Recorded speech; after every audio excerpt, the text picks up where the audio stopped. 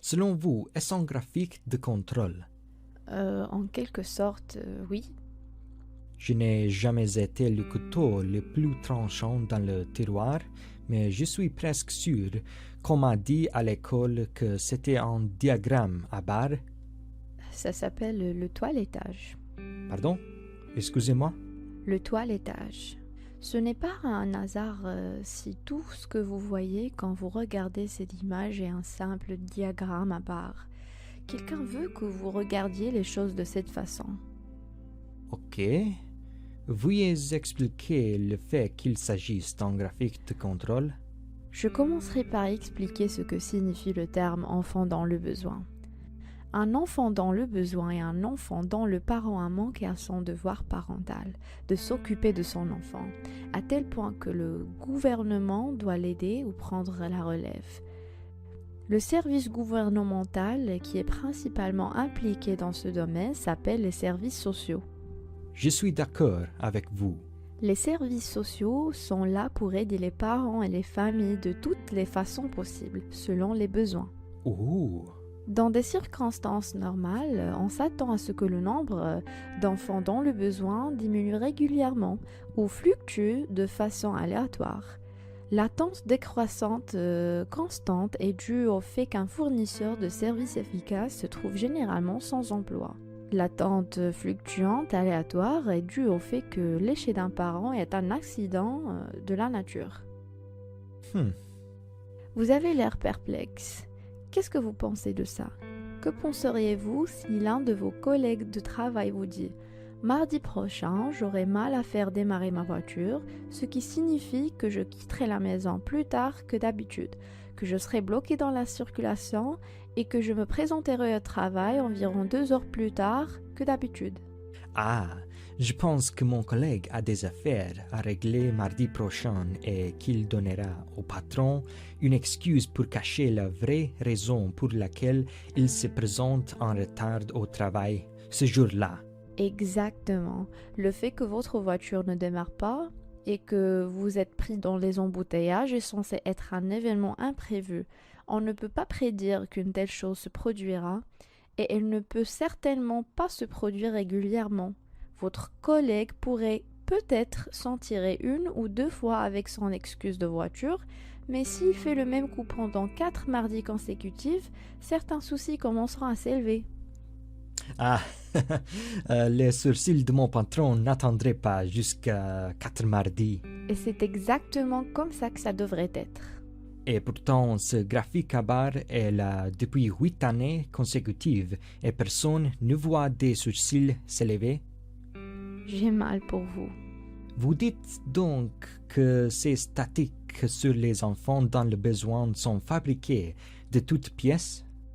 Il vous semble aléatoire? Dites-moi que ce n'est pas une ligne horizontale. C'est comme si quelqu'un disait « Sur 10 lancers d'un dé standard, j'ai le résultat suivant. 6, 5, 5, 6, 5, 5, 6, 5, 5, 6. Ce sont mes résultats. Un dé standard? Oui. Il avait 6 faces? Oui. Il avait les chiffres de 1 à 4 sur 4 de ces 6 faces? Oui. Mais les résultats que vous avez obtenus n'étaient que des 5 et des 6? Oui. Et ils sont venus selon le schéma décrit? Oui. S'il n'y a jamais eu une image de carnage, ce graphique est là. Dans le cas présent, il semble qu'un ou plusieurs facteurs travaillent ensemble pour produire une image artificielle des enfants dans le besoin. Ces chiffres ne sont pas aléatoires. Les parents et les personnes qui s'occupent d'enfants sont criminalisés afin de justifier la classification de leurs enfants en tant qu'enfants dans le besoin. Attendez une minute. Qu'il a parlé d'un casier judiciaire? Désolée. Je crois que j'ai sauté une étape dans mon explication. S'occuper d'un enfant relève de la responsabilité des parents. Le gouvernement n'intervient que si le parent a de toute évidence échoué. En Angleterre, les parents n'échouent pas à un taux suffisamment élevé. de sorte que dans un mouvement novateur connu sous le nom de création d'emplois, les agences étatiques apportent la preuve de l'échec afin de justifier l'intervention de l'État.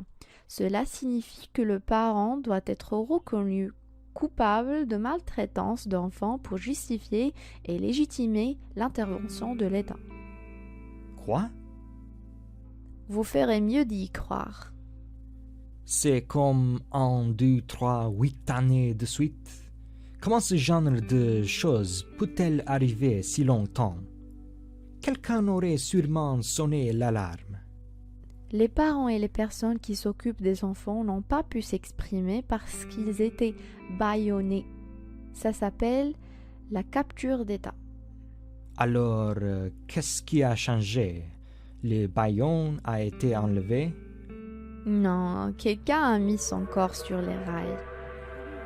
Ça doit être vous, je suppose. Oui, J'ai la tête qui tourne.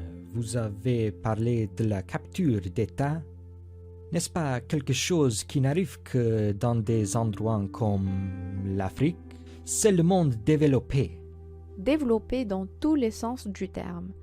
Le monde développé pratique une forme développée de capture d'État. Non, Oui, c'est incroyable. Pourquoi devrais-je vous croire? je ne vous demande pas de me croire, je vous demande de croire les preuves. Quelle preuve? Analyse statistique des chiffres présentés dans ce qu'on appelle le diagramme à barres. Les preuves sont irréfutables. Ces graphiques sigma sont des bons indicateurs, ils ne mentent pas. Ce que ce graphique montre, c'est que le système de protection de l'enfance de l'Angleterre est dysfonctionnel. Alors, qu'est-ce qu'on fait? Une enquête publique. Nous devons enquêter sur la manière dont les autorités publiques anglaises ont réalisé ce graphique de contrôle. Il n'y a pas de meilleure preuve que les parents et les personnes qui s'occupent des enfants victimes de violences qui parlent d'eux-mêmes. Tout d'abord, nous devons lever ce bâillon et demander au public de présenter ses preuves. Les parents, les soignants et les familles concernées doivent avoir l'assurance que nous cherchons réellement à réparer les torts qui sont mis en lumière par ces preuves. Une fois le bâillon levé, les parents, les soignants et les familles peuvent exercer leur liberté d'expression par tous les moyens ou médias qu'ils souhaitent. Mais je pense qu'il serait également utile que le gouvernement fournisse une plateforme accessible au public sur laquelle toute personne intéressée puisse partager son expérience. Lorsque les horreurs infligées aux enfants et à leurs familles au nom de la sauvegarde seront découvertes, nous n'aurons aucun scrupule à détruire le monstre que nous avons créé. Les prisonniers doivent être libérés. J'ai cru comprendre que vous avez écrit un livre. Oui, mon livre est intitulé « Hors service, une perspective sur la religion, la philosophie et la gouvernance ». J'écris dans une perspective chrétienne. Le livre est une sorte de mémoire, mais mes expériences de vie sont partagées au fur et à mesure que j'essaie de présenter des idées philosophiques sur ce qui a mal tourné en tant que société et ce que nous devons faire pour nous remettre sur les rails. C'est un message d'espoir. Certains de mes points de vue sont polarisants et la plupart vont à l'encontre de ce qui est considéré comme normal dans la société actuelle. Mon point de vue concernant le pratique médical en particulier peut laisser penser que je suis un peu extrémiste, mais j'écris ce que je vois. Comme l'indique le titre de livre, il s'agit d'une perspective. Je ne fais que partager mon point de vue dans un effort de sensibilisation. D'accord ou pas, vous devez m'écouter et vous ne regretterez pas d'avoir investi votre temps et votre argent. On dirait que j'ai besoin de lire votre livre. C'est ce que vous faites en effet. J'ai le sentiment que la version complète du message que je dois partager est quelque chose que tout le monde a besoin d'entendre. Il y en a plus, en fait. Qu'est-ce que vous voulez dire par il y en a plus? Le gouvernement prévoit... Je ne pense pas pouvoir en supporter plus aujourd'hui. Vous avez raté le moment où j'ai dit que j'avais la tête qui tournait. C'est beaucoup à encaisser. Parlons-en un autre jour.